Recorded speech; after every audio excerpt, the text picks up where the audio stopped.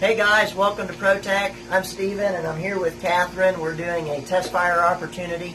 This is a service that we offer here at ProTech. It's kind of like a workshop or a short training course where a student will come in who wants to buy a gun but doesn't quite know what he or she wants to buy yet. They've gone to the gun shop and held the different guns in their hands, and they have pros and cons of each from just holding the guns in their hands, but that's about as far as you can get in the gun shop. You can maybe manipulate the slide, put the magazine out and in, kind of feel where the magazine release button is, you know, the other controls of the gun, the safety if it's got one. But you really need to come out to the range and load it and shoot it and feel the recoil and feel the trigger reset, and feel the gun rocking and rolling in your hands to determine, if it's going to bite you in one area, or if the recoil is too much, or if it hurts your hand in any way, or you don't like the trigger pull. So the test fire opportunity is kind of putting the finishing touches. It's a good way to put the finishing touches on a gun buyer's decision of what gun they want to buy. So with Catherine here, we've got 6 guns that we've tested. This is her current gun. She's got an M&P 9 compact. Is that right, Catherine? Mm-hmm. And we tested 6 different guns. I'm going to go from right to left. We've got a Glock 43, a SIG P365, a Smith & Wesson Shield 9mm, a Taurus PT111 G2 Millennium 9mm, a Taurus 709 Slim, and a Ruger LC9S.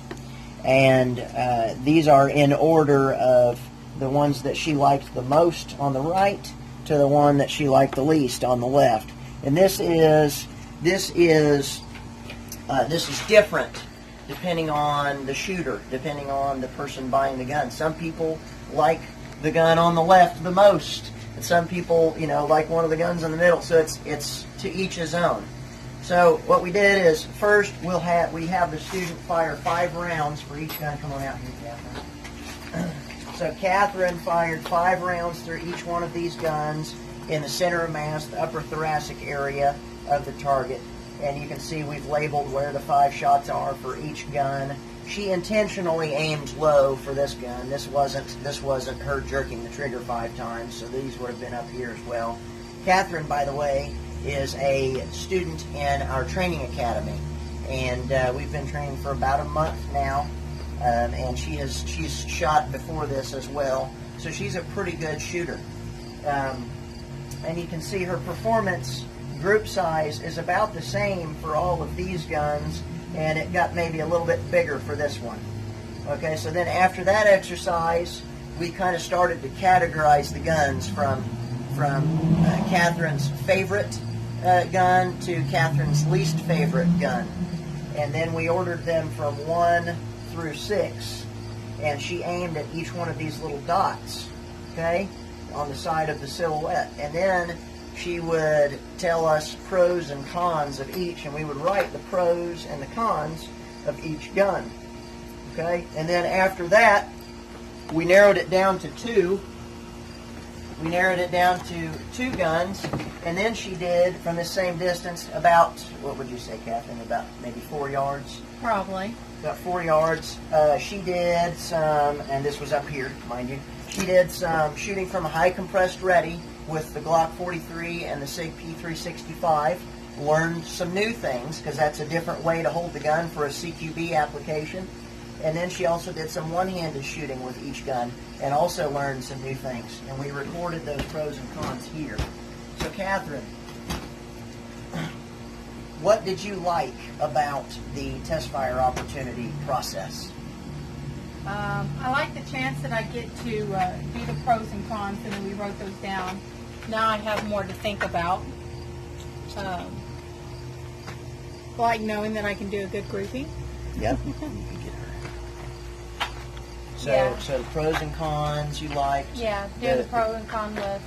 It helps me slim down to what I like the best. Okay. Yeah. And then the group sizes, you were able to compare the accuracy of each. I noticed one of the big things that Catherine talked about a lot, that you talked about a lot, was the trigger reach. Yes. The trigger reach is really, you need to know what the trigger reach is and the reset is to be able to figure out which one fits in your hand better. Yep. Because Catherine has, obviously, ladies' hands, and some of the guns, the trigger was too far out. Yeah, and some it was too far back. Yep. Because with my fingernails, I would hit myself. Yep. When the trigger was all the way back. I don't remember which one that one So was. she has long fingernails. Long fingernails. And some ladies who carry guns. Oh, there we go. Hand modeling. They're a little short. Some ladies who carry guns have long fingernails and may not know that that can be an issue when shooting. And as she finishes the trigger pull, as you finish a trigger pull, that fingertip comes back and kind of points to the side or possibly to the rear and can dig into your support hand or even the tip of your thumb. Yeah, the tip of my thumb is where it hits. Yep. So that's something to consider as well. And some of these guns, the striker will release itself at various points in comparison to other guns in the trigger pull. Some are way far back, and some are in the middle ground. And some have longer grips front to back on them, and some have wider grips. I noticed one other thing you talked about was the width of the grip. There were a few that were too skinny, right? Yes. The skinnier ones have the problems with the fingernails hitting me because it being a smaller grip had to move fingers certain ways. Yeah. Gotcha. Okay. What else did we have here? The weight. One of the big reasons why Catherine is here today is because her M&P 9 compact was just too heavy. It put too much weight on her hip and caused lower back pain, right? Yes. So she wanted a lighter weight 9mm micro size pistol that was lighter weight, but still she was still able to do what she needed to do on the range. One-handed shooting, high compressed ready shooting, manipulating the gun, all of that, and be able to carry it all day without having a lot of lower back pain. Yes. Yeah. Let's see, what else? The left hand too. Oh, yeah. Having to learn which ones I can use left-handed because I do shoot 90% left-handed instead of right-handed. Yes. So I have to learn which ones I can use left-handed and which ones I have to use. Yep. I can't change the magazine release and all that. So that's a great point, and thank you for sharing that, Stephen. Catherine's husband, Stephen, is actually behind the camera. And we've got neighbors who have really nice Harley Davidsons as well.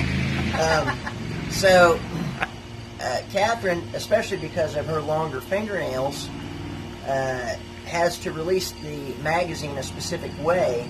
And if she's going to shoot left-handed, she wants to be able to use her left thumb, right? Yeah. Release the magazine. She can't use her left middle finger because the fingertip, the fingernail will touch the grip before she's able to touch the button, right? Yeah. And some of those have not a button. It goes in, it goes forward. Or they're harder to access, at least. Yeah. I believe they all do go in, but some of them are way smaller than others. And if you notice, she narrowed it down to the Glock 43 and the SIG P365, both of which have the ability to switch the magazine release to the other side, which is a very important thing for this individual shooter.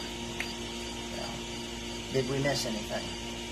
No, I don't think so. Stephen, did you have anything to add? No. Okay. So that's the test fire opportunity process here at ProTech. Got any more words that start with a P that we can add? The performance of the test fire opportunity process at ProTech. Trying to twist some tongues, aren't you? Yeah. So, anyways, the process takes about. We've been out here for about 2 hours. Yeah. It's a comfortable environment, would you say? Yeah. We do a little shooting. We talk about it. We record any data points that needed to be recorded. I don't know if you noticed over there, we've got a scale. One of the first things we did was we weighed per gun, and we did them all empty because they all carry varied amounts of ammunition.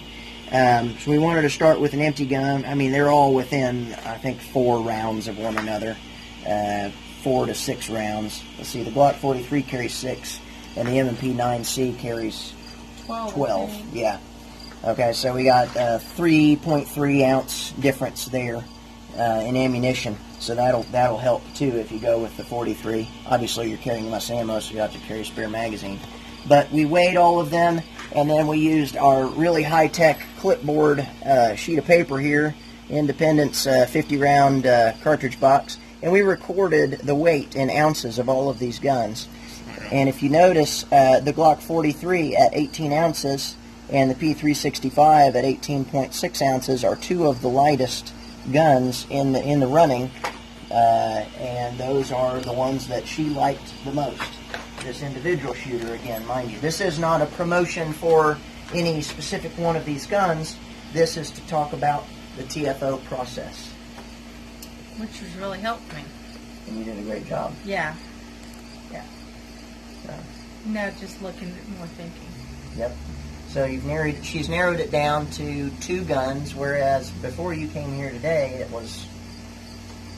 I don't know how many guns I've looked at. Yeah. I looked at several. It was a headache. We even looked at going down to 380 too, because there's some of the smaller ones in 380. Yep. But I don't want to go to the smaller caliber. Yep.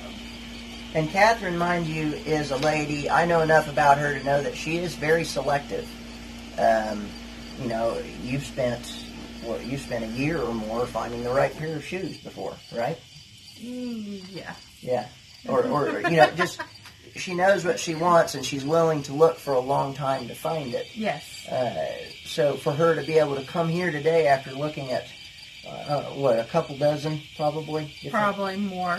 Okay, so looking at 20, 30, maybe 40 micro-sized pistols, and to narrow it down to 2 is a pretty big statement. Yeah.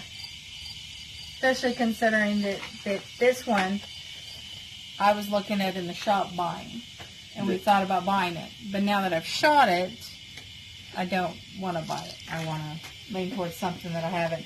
And he's actually convinced me to get, this is a Shield, isn't it? Yeah. Yep, that's the Shield. We've looked into doing the Shield too. Yep. And I'm glad I've shot it because now I know that I want to stick away from it.